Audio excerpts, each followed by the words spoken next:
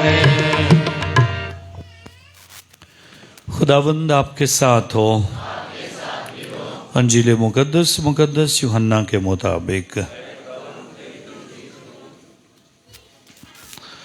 उसका 7वां बाब पहली आयत से। उस वक्त यीशु जलील में फिरता रहा, क्योंकि यहूदिया में वो फिरना नहीं चाहता था, इसलिए कि यहूदी उसके कत्ल की फिक्र में थे। और यहूदियों की ईद ख़याम नज़दीक आई, लेकिन जब उसके भाई ईद पे चले गए तो वो भी गया, ज़ाहिरन नहीं बल्कि खुफियतन।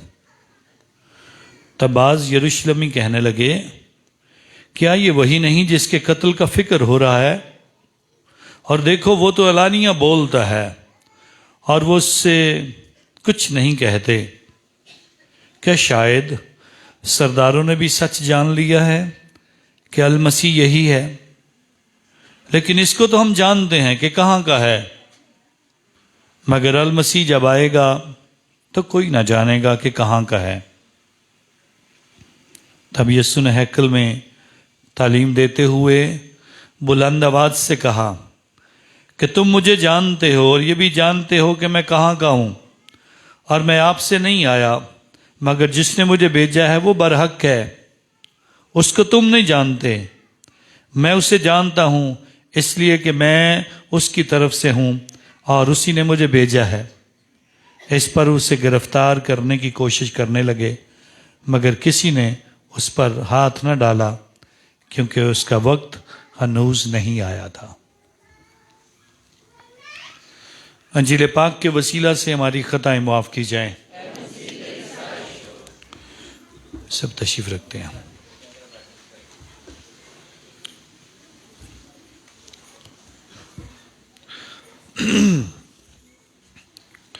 रोज़ों के दौरान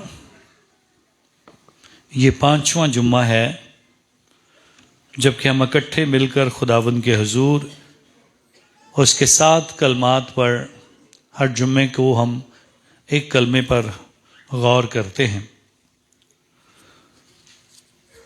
आज क्योंकि 15 मार्च है और 15 मार्च 2015 को एक वाक़या हुआ था पाकिस्तान में, जिसमें आज से 9 साल पहले एक बम धमाका हुआ था यूहन्नाबाद में सेंट जॉन्स कैथोलिक चर्च पर। और इस बम धमाके के दौरान बहुत सारे लोग ज़ख्मी हुए। एक छोटी बच्ची अनमोल और उसके साथ ही एक नौजवान आकाश बशीर खुदावंद के हुजूर अपनी जान की कुर्बानी पेश करके बहुत सारे मसीहों को बचाता है कि दहशतगर्द चर्च के अंदर दाखिल ना हो सके, और उसने अपनी जान का नजराना जो है खुदावंद के हुजूर पेश किया। 2 साल पहले पापा आज़म ने इस नौजवान को पाकिस्तान में खुदा के खादम होने का दर्जा अता किया, पापा आज़म पोप फ्रांसिस ने, जो कि 29 जनवरी 2022 को ये बरकत मिली पाकिस्तान की कलीसिया को। और आज हम सब काहिन पाकिस्तान के बिशप साहिबान के साथ मिलकर, पापाई सफ़ीर के साथ मिलकर सुबह हमारी आज इबादत थी। मैं वहीं से डायरेक्ट यहाँ पे आया हूँ। और इस इबादत के दौरान सबसे पहले तो पापाई सफ़ीर आर्च बिशप खुदावंद के हुजूर हाज़िर होते हैं, जो कि जर्मानो पेनेमोते उनका नाम है। वो शरीक थे। हमारे arch bishop Sebastian Francis Shaw,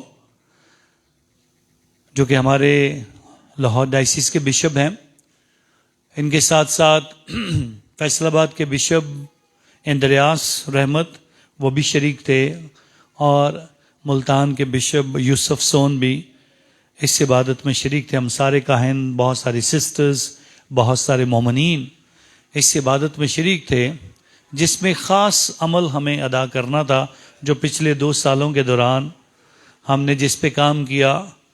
और डायसिस के कुछ काहिनों को मुकर्रर किया गया, कुछ आम लोगों को मुकर्रर किया गया, जिसमें बहुत सारे लोगों के लिए ये नया काम था, क्योंकि पहले ना कोई मरा है, ना कोई शहीद हुआ है, ना किसी के लिए ये प्रोसीजर शुरू हुआ है। तो इसलिए सब लोगों के लिए नया है। तो इसलिए मैं चाह रहा था थोड़ी सी इसकी तफसील बयान करते हैं और उसके बाद फिर आज के कलाम पे गुफ्तगू करते हैं।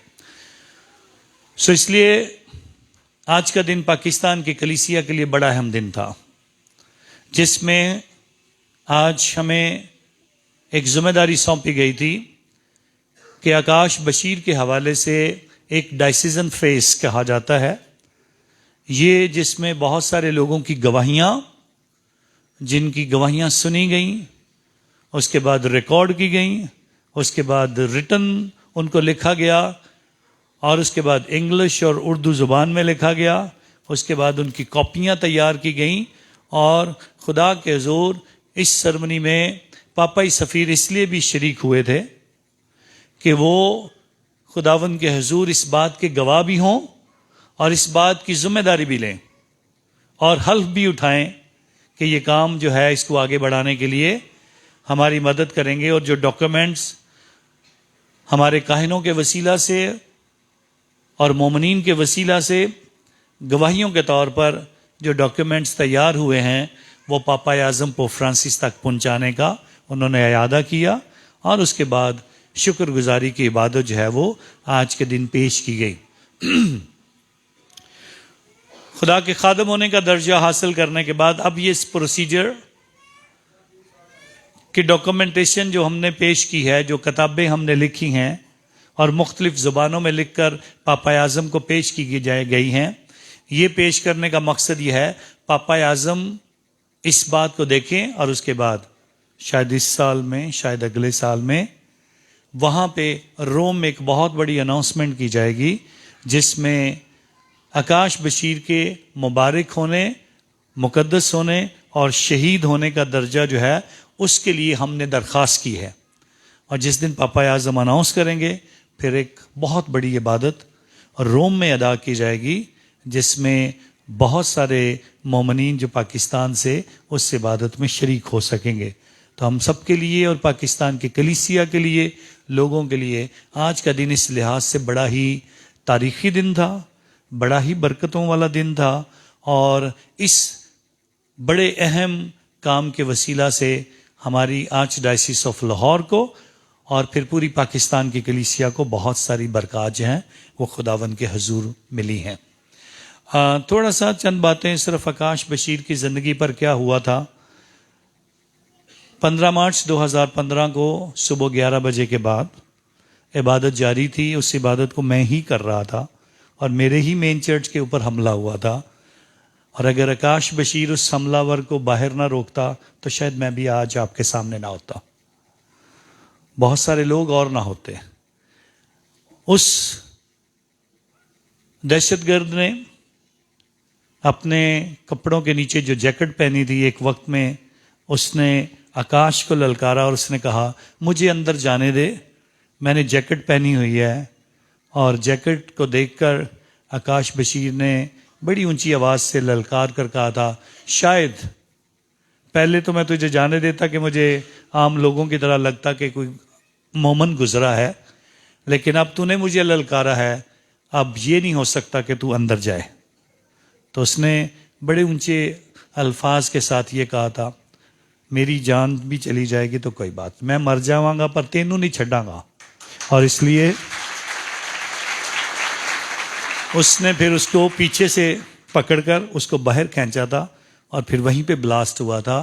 और ना सिर्फ ये जो बम धमाका करने वाला शख्स उड़ गया था, बल्कि आकाश ने भी अपनी ज़िंदगी का नजराना पेश करके, अंदर कोई हज़ारों की तादाद में बैठे हुए लोग इबादत कर रहे थे, उन सब की ज़िंदगियाँ इस वजह से महफूज हुई। तो इसलिए कलीसिया इस नौजवान की उम्र तकरीबन अभी 20 साल थी और उसकी इस कुर्बानी को सलाम पेश करती है। और हम पाकिस्तानी मसीहों के लिए उसकी कुर्बानी नौजवानों के लिए उसका नमूना, और ख़ास तौर पर वो नौजवान लोग जो चर्च के बाहर खड़े होकर, आप जब दुआ कर रहे होते हैं तो जो बड़े बाहर खड़े होकर अकीदत के साथ आप सबकी रखवाली करते हैं, आप सबको देखते हैं, न सिर्फ हमारे यहाँ के चर्च में सेंट जोसेफ में, बल्कि पाकिस्तान के सारे चर्चिस के नौजवान खुदावन के हुजूर आकाश बशीर की इस कुर्बानी की वजह से हौसला पाते हैं, कुव्वत पाते हैं, और खुदा हम सबको ये बरकत देता है कि ज़रूर हम अपने नौजवान बच्चों के लिए हमेशा दुआ किया करें, जो चर्च की हिफाजत के लिए, जो ईमान के लिए और मसीह होने के लिए हमेशा अपने सर फ़ख्र से बुलंद रखते हैं और अपने मसीह होने पर फ़ख्र करते हैं। और यही यस्सु मसीह हमें सिखाता है, इसीलिए उसने कुर्बानी दी। यही मुक़द्दसीन हमें सिखाते हैं जो ललकार कर कहते थे, जान जाए पर ईमान ना जाए। सो हम ज़िंदगी में इस बात के लिए हमेशा खुदा के शुक्रगुजार रहेंगे, हम आकाश बशीर के शुक्रगुजार रहेंगे जिसने खुदावन के हुजूर इस बहुत बड़ी कुर्बानी के ज़रिए से पाकिस्तानी कलीसिया को ये एक बहुत बड़ी बरकत दी कि हम आज उस बरकत को याद करते हैं। आप सबके लिए लाजमी भी है कि हम ज़रूर दुआओं में भी रखेंगे ताकि जल्द से जल्द पापा आज़म पोप फ्रांसिस वहाँ से ऐलान करें और हम पाकिस्तानी मसीह ईमानदार न सिर्फ पाकिस्तान में खुश हों बल्कि पूरी दुनिया आकाश बशीर को अपना मुक़द्दस और अपना शहीद जो है वो तस्लीम करेगी, और उसके बाद पाकिस्तान का ईमान के लिहाज से एक बहुत बड़ा नाम जो है वो ऊंचा हो जाएगा, जो कि आकाश बशीर के वसीले से मुमकिन हुआ है। तो आए खुदावन के हुजूर आज के कलाम की तरफ तवज्जो करते हैं, आज के कलाम की तरफ तवज्जो करते हैं, जो कि कलाम हमें इस बात के लिए, मैंने कहा कि हम हर जुम्मे के रोज़ एक कलमा पर गौर कर रहे थे। पहले जुम्मे हमने गौर किया था, ऐ बाप इनको माफ़ कर क्योंकि ये नहीं जानते कि ये, और दूसरे जुम्मे के रोज़ हमने गौर किया था, आज ही तू मेरे साथ फिरदौस में होगा। तीसरे कलमे और तीसरे हफ्ते के दौरान हमने खुदावन के हुजूर इस बात पर गौर किया था, देख तेरा बेटा और देख तेरी माँ। और पिछले जुम्मे के रोज़ हमने खुदावन के हुजूर इस बात पर गौर किया था, एली एली लामा शबक्तानी, ऐ मेरे खुदा तूने मुझे क्यों छोड़ दिया। आज के दिन जिस बात पर हम गौर करेंगे, ये खुदावन के हुजूर जो यीशु मसीह के मुंह से निकलने वाला 5वां कलमा है, जिसमें यीशु ने कहा था, मैं प्यासा हूं। 3 लफ्ज़, मैं प्यासा हूं। खुदावन के हुजूर यीशु मसीह ने ये अल्फाज अदा किए। तो मैं खुदा के कलाम से आप सबके लिए थोड़ा से 2 आयत पढ़ना चाहूँगा, जो कि यूहन्ना रसूल की अंजील और उसके 19वें बाब की 28वीं आयत से, ताकि हमें इस बात का अंदाज़ा रहे हम क्या पढ़ रहे हैं। इसके बाद यीशु ने ये जानते हुए कि अब सब बातें तमाम हो चुकी हैं, ताकि नविश्ता पूरा हो, कहा, मैं प्यासा हूं। वहां सिरके से भरा हुआ एक बर्तन रखा था। उन्होंने एक स्पंज सिरके में भिगोकर जूफा की लकड़ी पर रखा और उसके मुंह से लगाया। बस यीशु ने जब सिरका पिया तो कहा, तमाम हुआ। खुदावन के हुजूर यीशु मसीह के ये अल्फाज हमें हमेशा तसल्ली देते हैं और बहुत सारे सवालात भी हमारे लिए खड़े कर देते हैं। यीशु प्यासा है। किस बात का प्यासा है? प्यास कैसी है उसको? यीशु मसीह इन अल्फाज के साथ क्या कहना चाहता है? पिछले तमाम कलमात जो हमने अदा किए, पिछले जुम्मे जितने हमने खुदा के कलाम पर गौर किया है, ऐसे लगता है यीशु हीरो है, हीरो की तरह पुकारता है, ऐ बाप इन्हें माफ कर क्योंकि ये नहीं जानते कि ये क्या करते हैं। आज ही तो मेरे साथ फिरदौस में होगा। एक जंगजू जो फातेह होकर ऐलान करता है। जब ये अल्फाज हम सुनते हैं तो ऐसे लगता है कि शायद यीशु मसीह कमजोर हो गया है, मैं प्यासा हूं। ये अल्फाज बहुत ही गहरे हैं, बहुत ही मानी खेज हैं, और यीशु को किस बात की प्यास है इस पर हम तवज्जो करने की कोशिश करते हैं। आज जो कलाम मैंने आपके लिए पढ़ा, यूहन्ना की इंजील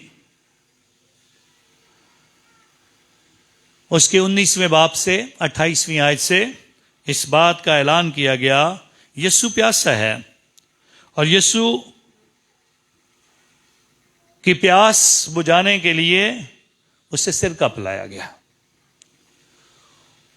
और सिरका को जूफा की लकड़ी पर रखा गया। लेकिन इससे पहले भी यीशु को कुछ पिलाने की कोशिश की गई, इससे पहले भी यीशु के आगे कुछ रखा गया। याद हो आपको तो खुदा के हुजूर मरकस की अंजील और मत्ती की अंजील इस बात का ऐलान करती है, यीशु को पत्त मिली हुई मैं पिलाई गई, पत्त मिली हुई मैं पिलाई गई, जिसे अंदराइन भी कहते हैं। पत्त मिली हुई मैं, जिसके अंदर कुछ जड़ी बूटियां मलाई जाती हैं, और ये मरने वालों को, जख्मी लोगों को, और जिन पर जुल्म किया जाता था, जिन्हें सलीब दी जाती थी, उन्हें पिलाया जाता था, ताकि जब उन पर जुल्म हो, ताकि जब वो मारे जाएं तो उस तकलीफ को बर्दाश्त कर सकें।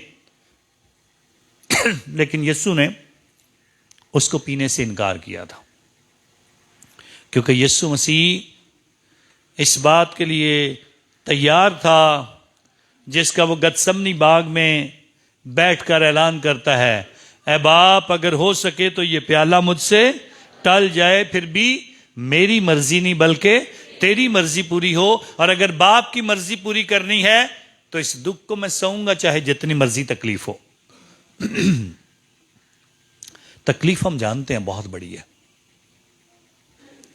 गिरफ्तारी से लेकर जितना यीशु को मारा गया, जितना जलील किया गया, सरकंडे मारे गए, कोड़े मारे गए, ठट्ठों में उड़ाया गया, सर पर कांटों का ताज डाल दिया गया, और फिर पिलातूस की कचहरी में जो तमाशे होते रहे, और उसके बाद पिलातूस से की कचहरी से लेकर उसके सलीब तक पहुंचने तक का अमल जो आपने थोड़ी देर पहले खुदावंद के हुजूर 14 मकाम की इबादत में सुना है, बार बार वो गिरता है, उठता है, मुलाकातें हैं, उसके कपड़े उतारे जाते हैं, उसके हाथ और पांव जख्मी कर दिए जाते हैं, कील लगा दिए जाते हैं, उसे लटका दिया जाता है, और खुदा के हुजूर इन सारी परेशानियों को सहने के बाद यीशु मसीह को ये इन दुखों में शरीक होने से पहले ये पिला दिया जाए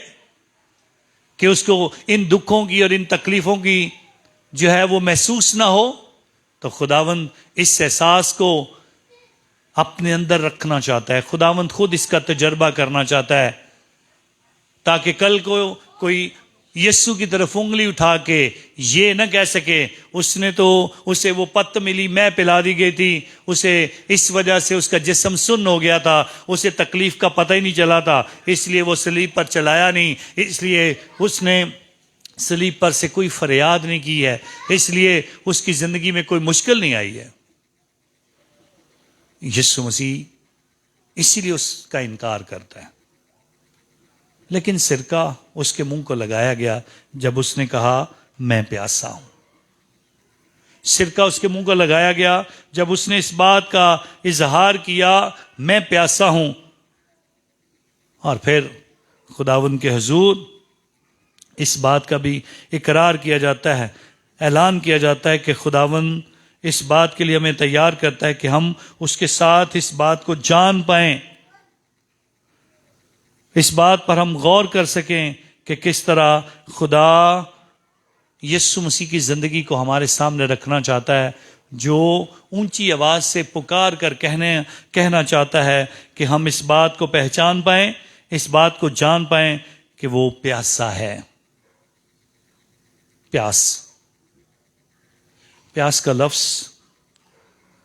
नए अहदनामे में 5 बार अनाजील में बयान किया गया। प्यास का लफ्ज 5 बार इस्तेमाल हुआ है। और अगर हम प्यास की बात करें तो अपनी जिंदगियों में गौर करने की कोशिश करें। हम कई चीजों के प्यासे हैं। कई बार तो हम किसी के खून के प्यासे होते हैं, किसी की जिंदगी के प्यासे होते हैं, किसी की मौत के प्यासे होते हैं। प्यास किसी को बेइज्जती दिलाने की, किसी का घर छीनने की प्यास होती है। बहुत सारी चीजों की हमें प्यास है खुदा के हुजूर। लेकिन यीशु को किस बात की प्यास है? यीशु किस बात का प्यासा है? 5 बार प्यास का लफ्ज इस्तेमाल किया है खुद खुदा के कलाम के अंदर। सामरी औरत से बात करते हुए प्यास का जिक्र 3 बार आया है। प्यास का लफ्ज वहां पे इस्तेमाल किया गया। प्यास का लफ्ज यीशु मसीह ने कहा है, मैं प्यासा हूं। प्यास का लफ्ज यूहन्ना की अंजील उसके 6 बाब में यीशु ने ऐलान किया गया है कि अगर कोई मेरे पास आए तो कभी भूखा ना होगा, और जो मुझ पर ईमान रखे वो कभी प्यासा ना होगा। सो उस पर ईमान लाने वाले कभी प्यासे नहीं होंगे। वो जो सामरी औरत से बात करते हुए ऐलान कर रहा है, अगर तुम मुझसे मांगती तो मैं तुझे ऐसा पानी देता कि फिर तू कभी प्यासी ना होती, क्योंकि जिंदगी का पानी मेरे हूं, कोई और नहीं है। वो जिसके पास जिंदगी का पानी है, वो जो जिंदगी का पानी रखता है, वो किस बात का प्यासा है? क्या उसे पानी की प्यास है जो दुनिया जान रही है,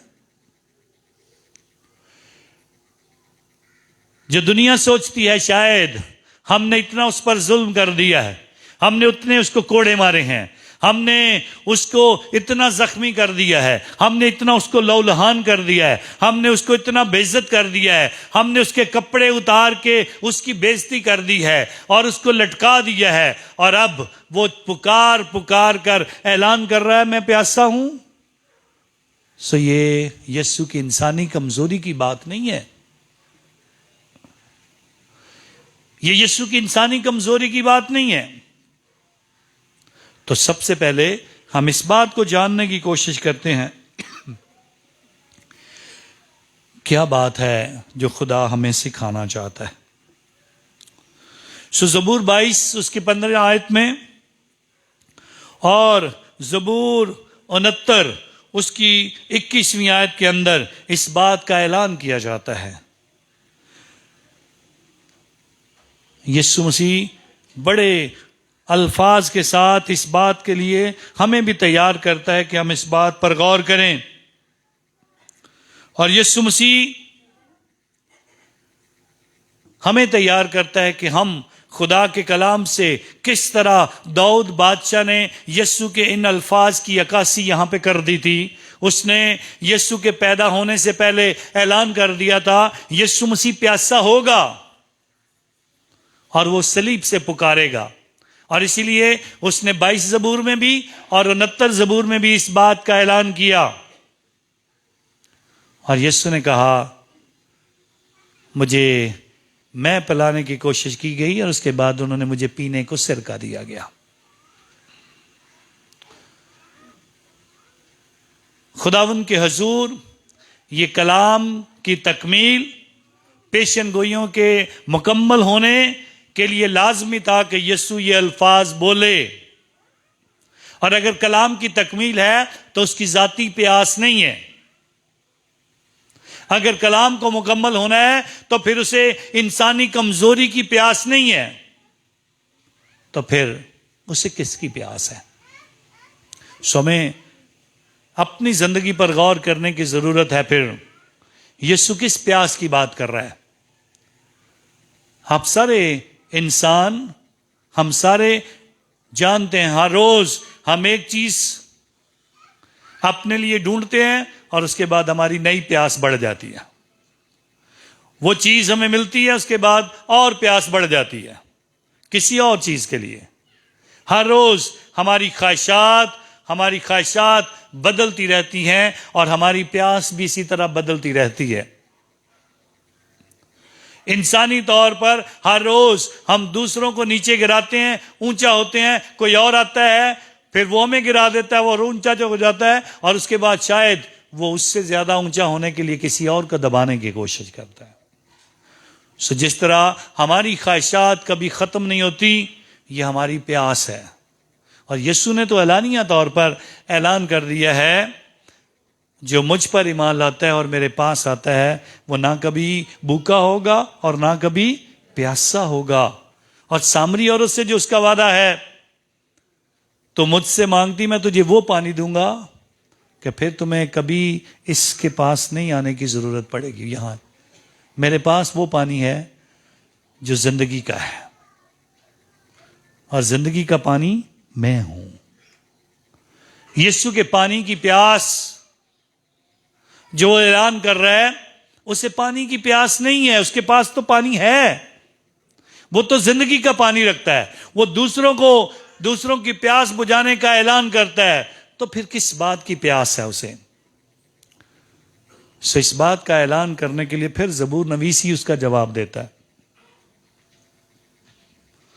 पानी दिया सोते दी हरनी, उसकी तरफ तवज्जो कर लें। मेरी रूह खुदा की प्यासी है।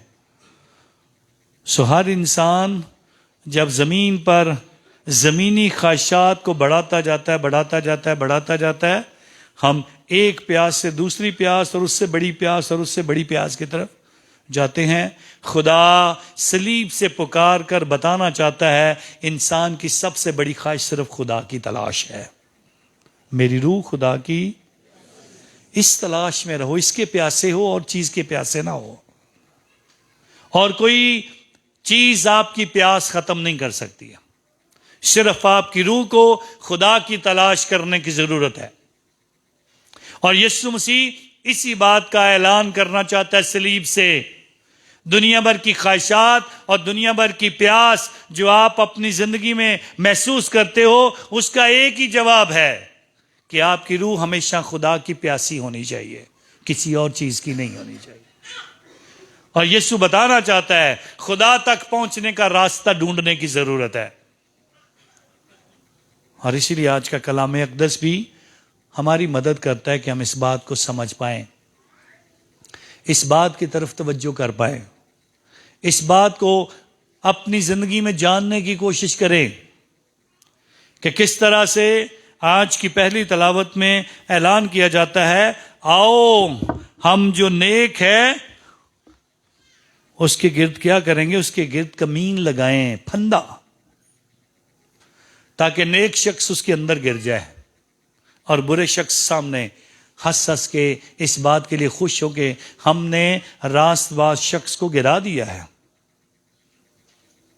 खुदावंद इस बात के लिए भी हमें बताना चाहता है कि हम इस बात की तरफ तवज्जो करें। रास्तबाजी की तरफ चलोगे तो जरूर रुकावटें आएंगी, शैतान भी रुकावटें पैदा करेगा, लोग भी इर्द गिर्द के साथ रहने वाले भी रुकावटें पैदा करेंगे। लेकिन खुदा की प्यास बुझाने के लिए आपको किसी भी हद तक जाना है, चाहे आकाश बशीर की तरह खून ही बहाना पड़े, खुदा के हजूर चाहे कुर्बानी देनी पड़े, चाहे हमें जितनी मर्जी सख्ती सहनी पड़े, इसलिए कि अगर आपकी रूह खुदा की प्यासी हो जाएगी तो फिर दुनिया की कोई ताकत हम पर गालिब नहीं आ सकती। और इसीलिए यीशु मसीह आज इन अल्फाज के साथ हमें हौसला देना चाहता है, हमें आगे बढ़ने का फजल देना चाहता है। दुनियावी प्यास को खत्म करो, रूहानी प्यास की तरफ गौर करो। दुनियावी प्यास जो है वो आपको जमीन की बातें बताएगी, जिस्मानी बातों का जिक्र होगा, मादियत परस्ती का जिक्र होगा। लेकिन रूहानी बातों में रूह की बात होगी, खुदा की बात होगी, रोजे की बात होगी, दुआ की बात होगी, नेक अमाल की बात होगी, हमसाए की बात होगी, खुदा से मोहब्बत की बात होगी, खुदा के साथ चलने की बात होगी। यीशु मसीह इसी बात का प्यासा है। प्यास है उसे आप रोजे रखो, प्यास है उसे आप नेक जिंदगी गुजारो, प्यास है उसे कि आप रोजों के दिनों में अपने आप को अच्छा करने की कोशिश करो, प्यास है उसको कि वो चाहता है कि आपकी जिंदगी जो है वो मिसाली हो।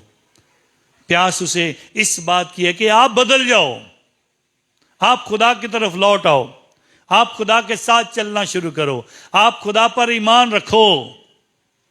और इसीलिए वो कहता है जो मेरे करीब आएगा वो कभी भूखा ना होगा, और जो मुझ पर ईमान रखेगा वो कभी प्यासा ना होगा। हम भूख के लिए, रोटी के लिए भागते फिर रहे हैं, और यही भूख उसके बाद हमें मुतासर करती है कि हम और चीज़ों के प्यासे हो जाते हैं। जब रोटी पूरी हो जाती है तो फिर हम ओहदों के प्यासे हो जाते हैं, रुतबों के प्यासे हो जाते हैं, फिर हम और चीज़ों के लिए, दूसरों से बड़ा होने के लिए, बड़ा घर, बड़ी गाड़ी, बड़ी ज़मीन, बड़ा कारोबार, बड़ी इज्जत, बड़ा इंसान और बड़ा बड़ा बनने के चक्करों में खुदा हमें बताता है कि हम में से जो भी बड़ा होना चाहे वो छोटा हो, जो अपने आप को छोटा बनाएगा। और अगर यीशु के ये अल्फाज वो अदा ना करता तो फिर हमें किसी इस बात का भी एहसास कभी ना होता कि हमें अपनी ज़िंदगी में क्या तलाश करना है, किस बात की प्यास रखनी है। और बताया गया है मेरी रूह खुदा की प्यासी है, उसकी तरफ तवज्जो दें। खुदा करे कि हम यीशु के अल्फाज के साथ खुदा में आगे बढ़ते जाएं और खुदा के नाम को जलाल दें। आने वाले जुम्मे को मैं 2 कलमात पर बात करूंगा, क्योंकि आने वाला कलमा जो होगा, जो जुम्मा है वो 6ठा जुम्मा होगा, 7वां जुम्मा क्योंकि गुड फ्राइडे होगा, तो हम गुड फ्राइडे को गुड फ्राइडे की बातें करें। अगले जुम्मे को मैं 2 कलमात पे बात करूंगा, तमाम हुआ, और इसके साथ साथ ऐ खुदा मैं अपनी रूह तेरे हाथों में सौंपता हूं। तो इन दोनों पे इकट्ठी बात करेंगे ताकि 7वें जुम्मे के रोज़ हम खुदावंद के हुजूर गुड फ्राइडे पे गौर कर सकें, यीशु की सलीब पर गौर कर सकें, और उसके मरने की इस बेत को हम जान सकें जो हम सब के लिए करता है। खुदा करे कि हम अच्छे मसीह बने और हमारी रूहें हमेशा खुदा की प्यासी रहें।